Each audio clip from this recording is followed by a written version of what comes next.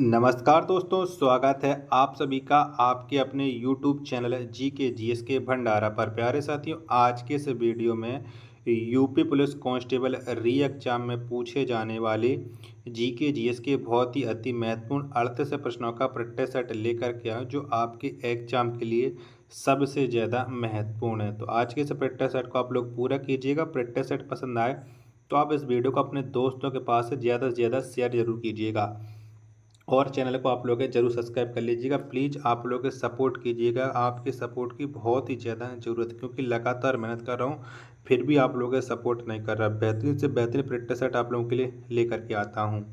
तो फिर चलिए शुरू करते हैं। तो पहला प्रश्न है आपके सामने कि गोलाकार दर्पण की परावर्तक सतह के केंद्र क्या कहा जाता है। तो बताओ इसे क्या कहते हैं। तो इसे कहा जाता है ध्रुव। एक का सी ऑप्शन देने वाले सभी का करेक्ट आंसर हो जाएगा।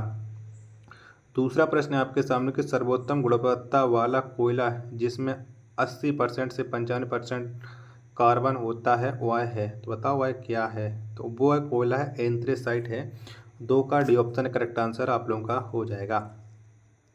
तीसरा प्रश्न है आपके सामने कि निम्नलिखित में से कौन से सूक्ष्म जीव के कारण प्लेग होता है। तो बताओ किसके कारण ये प्लेग रोग फैलता है। तो ये जीवाणु की वजह से फैलता है। तीन का ए ऑप्शन देने वाले सभी लोगों का बहुत ही करेक्ट आंसर आप लोगों का हो जाएगा। और आप लोग बहुत अच्छे खासे मन में आंसर सोच रखते हो तो बहुत अच्छी बात है कि आप लोग लगातार मेहनत तो कर रहे हो क्योंकि आपको इस बार यू पुलिस कांस्टेबल री एग्जाम में हर हाल में सिलेक्शन लेना है। चौथा प्रश्न है आपके सामने कि निम्नलिखित में से कौन से विषाणु के कारण लघु मसूरिका होता है यानी चिकन पॉक्स किसकी वजह से होता है। तो ये होता है वेरिसिला जोस्टर विषाणु की वजह से। चार का डी ऑप्शन करेक्ट आंसर आप लोगों का हो जाएगा। पांचवा प्रश्न है आपके सामने किसके तत्वाधान में भारत के राष्ट्रपति शपथ ग्रहण करते हैं। तो बताओ किसके तत्वाधान में करते हैं। तो ये भारत के मुख्य न्यायाधीश के तत्वाधान में शपथ ग्रहण करते हैं। पाँच का बी ऑप्शन करेक्ट आंसर आप लोगों का हो जाएगा।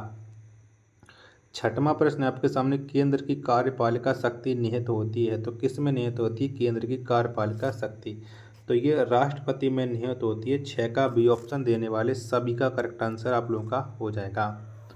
सातवां प्रश्न है आपके सामने कि उत्तर प्रदेश विधानसभा में कितने निर्वाचित सदस्य होते हैं। तो कितने होते हैं। तो उत्तर प्रदेश विधानसभा में जो निर्वाचित सदस्यों की संख्या है वो है 403। सात का ए ऑप्शन है करेक्ट आंसर हो जाएगा। अहिनलावड़ किस राजवंश की राजधानी थी। तो बताइए किसकी राजधानी थी। तो ये सोलंकी राजवंश की राजधानी थी। आठ का डी ऑप्शन करेक्ट आंसर हो जाएगा।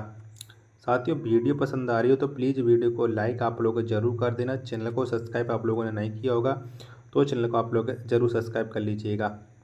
नौवां प्रश्न है आपके सामने कि भारत की प्राचीन राजधानी थी। तो बताओ कौन थी। तो भारत की जो प्राचीन राजधानी थी वो पाटलिपुत्र थी। नौ का बी ऑप्शन करेक्ट आंसर हो जाएगा।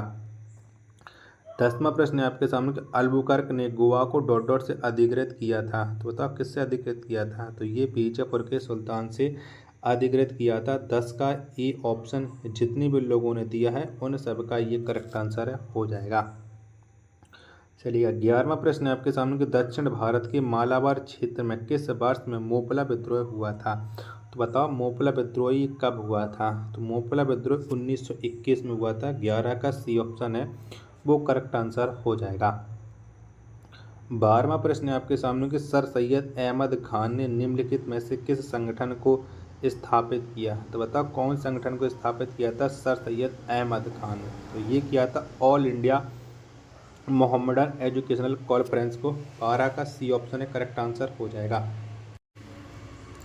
चलिएगा अगला प्रश्न है प्रश्न संख्या 13 है आपके सामने कि राष्ट्रीय कृषि और ग्रामीण विकास बैंक का मुख्य कार्यालय डॉट डॉट में स्थित है यानी नाबार्ड का मुख्यालय कहाँ पर है। तो नाबार्ड का जो मुख्यालय वो मुंबई में है।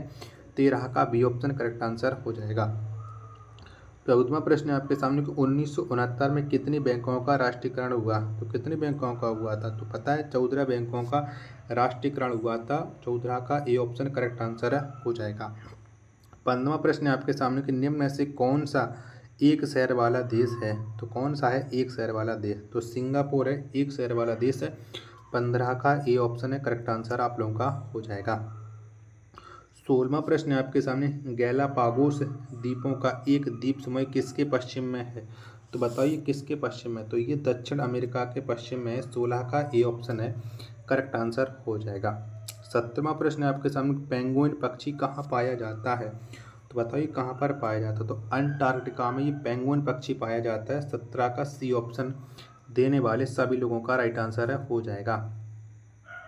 चलिएगा 18वां प्रश्न है आपके सामने कि निम्नलिखित में से कौन सा शहर गोदावरी नदी के किनारे स्थित नहीं है, तो इनमें से एक शहर है जो गोदावरी नदी के तट पर नहीं है, वो कौन सा है, तो नवसारी बिल्कुल नहीं है। 18 का बी ऑप्शन है वो करेक्ट आंसर हो जाएगा। साथियों अगर आपको ये 18 प्रश्न पसंद आए तो प्लीज़ वीडियो को लाइक कीजिएगा और चैनल को सब्सक्राइब नहीं कर रखे होगे तो प्लीज़ हाथ जोड़ करके विनती है कि चैनल को आप लोग ज़रूर सब्सक्राइब कर लीजिएगा।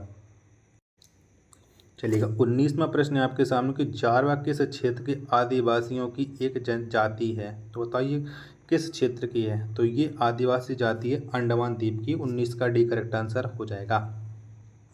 20वां प्रश्न है आपके सामने कि भारत के जनसंख्या इतिहास में किन दशकों को जनसंख्या विस्फोट की अवधि कहा जाता है, तो बताओ किसे कहा जाता है जनसंख्या विस्फोट, तो ये 1951 से लेकर के 1981 के बीच को कहा जाता है जनसंख्या विस्फोट। 20 का डी करेक्ट आंसर हो जाएगा।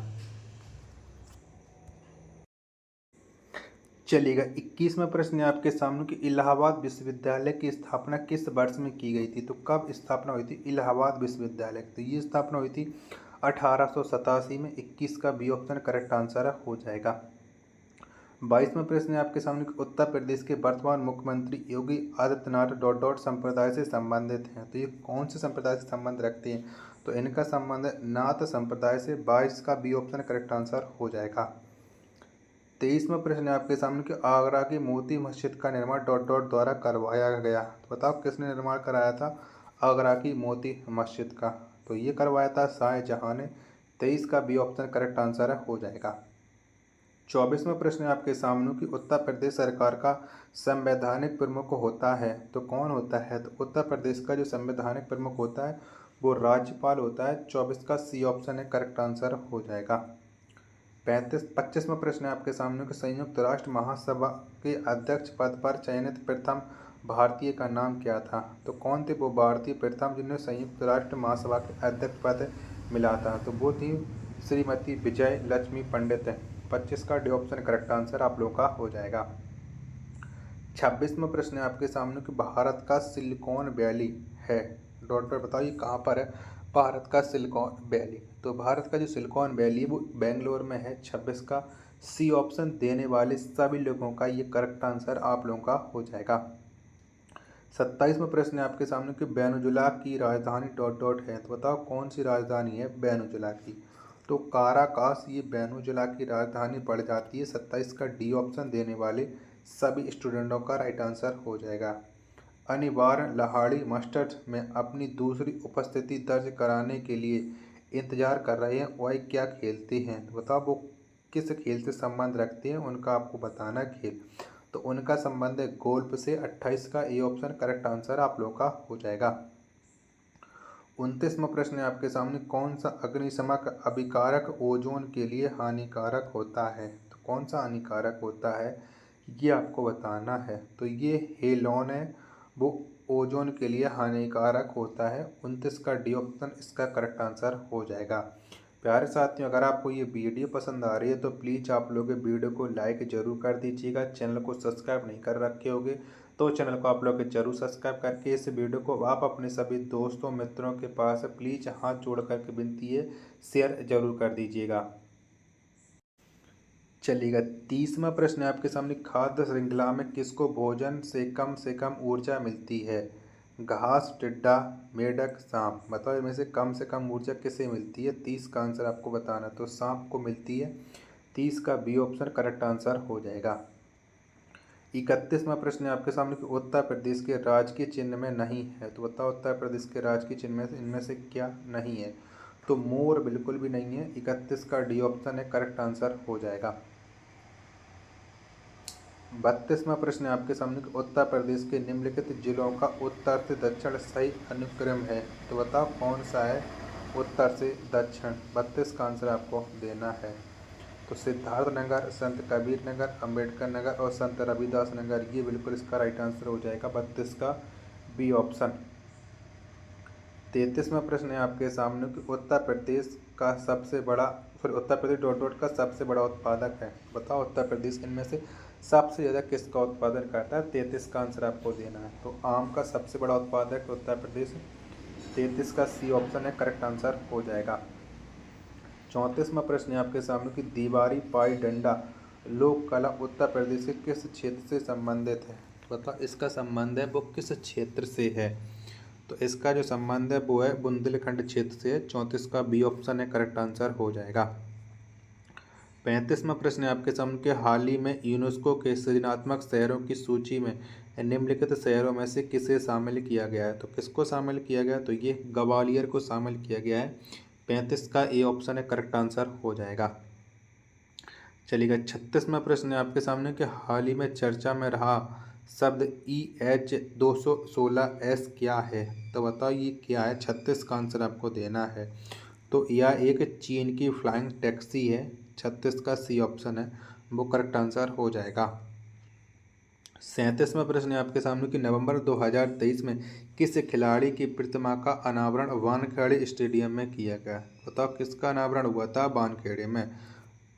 तो ये हुआ था सचिन तेंदुलकर की प्रतिमा का अनावरण। 37 का बी ऑप्शन है करेक्ट आंसर हो जाएगा। 38वां और अंतिम प्रश्न है आज के सप्रेटर सेट का कि हाल ही में विश्व के पहले AI सेफ्टी समिट 2023 का आयोजन कहाँ हुआ है। तो बताओ ये आयोजन कहाँ हुआ। तो ये आयोजन हुआ था UK में। 38 का ये ऑप्शन है करेक्ट आंसर हो जाएगा। साथियों अगर आपको ये वीडियो पसंद आई तो प्लीज़ आप लोग वीडियो को लाइक कर देना। चैनल को आप लोगों ने अभी तक सब्सक्राइब नहीं कर रखा होगा तो चैनल को आप लोग जरूर सब्सक्राइब कर लेना। मिलते फिर अपने एक और नेक्स्ट वीडियो के साथ, तब तक के लिए धन्यवाद। जय हिंद, वंदे मातरम।